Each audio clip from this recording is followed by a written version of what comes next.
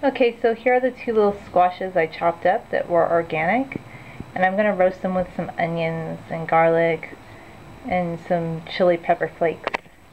Okay, so here I've cut up the onions, the squash that was organic, and some red and orange bell peppers, and it's going to roast with a little bit of salt and a little tiny bit of olive oil and some chili pepper flakes that are organic.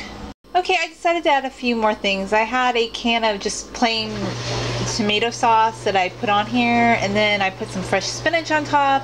I added some dry oregano and some dry chili pepper flakes and just the tiny bit of salt that I mentioned earlier, and now I'm going to bake it.